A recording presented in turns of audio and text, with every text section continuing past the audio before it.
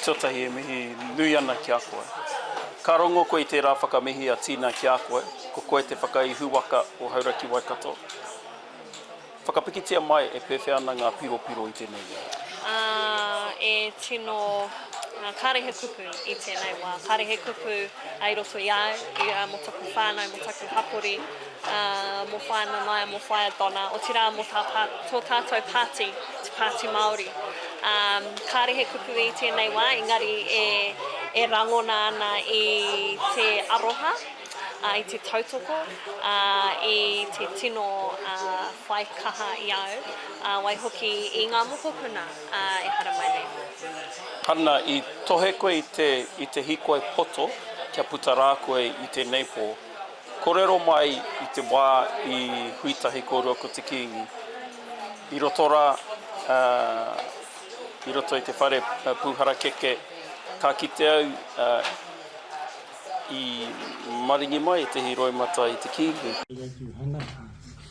There's a couple of things you miss when we had that talk.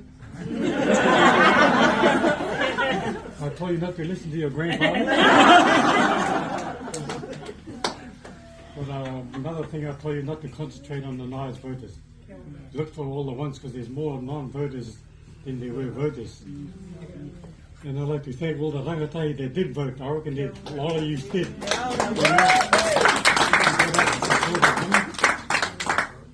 And I'd like to congratulate her, and I'm really proud of you. You know, you've done, as I said to you, you've got this far without anybody. Carry on. As you said, you're a fighter. You might be a bondi around here, but when you when you get going, you know, when you're in the front line, I've watched you. You know, you're sharp. Other than that, you know, just there's a lot of rangatahi that voted this time, you know. And that's what I want. You know, as I said, don't moan if you don't vote. I have said multiple times, even on Pōkai when Te Pāti Māori was, it's 2 ticks, I said, yeah, I get that, but for me it's not even about the seat, it was about creating a table for us to come together and to wānanga. I had imagine your mum and dad being your campaign managers, that's just horrible. So I kicked them out and I said it's about 2 different ways, and one is going into our rangatahi, making it short, sharp with our messaging.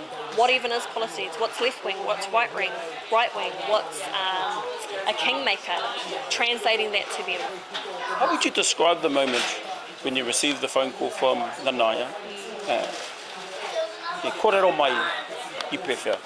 That was pretty heartbreaking for me. It was really tough. It was a phone call I actually hoped I never had to answer, because what an inspiration that she is to us, and the many kaupapa that she's done for us here in Hauraki-Waikato and for the motu, for the world actually. So for me, I actually hoped it didn't have to be like that. I hoped that there were actually 2 of us in there, and I said that out loud. What are we expecting to see Hana Rawhiti, the politician? Well, I had a politician. I'm a kaitiaki. I don't want to be, already that word is framing me to be a certain type of way or a certain type of tone. I'm not following the systems, and I'm going to have a huge shock. There's only, I think, if tuku honore ana ki a whakapapa katoa.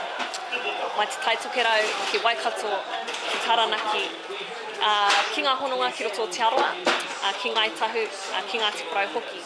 But I think there's one man that will look after me in that house, and that's my great-grandfather, Pūkōrero, the first ever Māori minister of the house.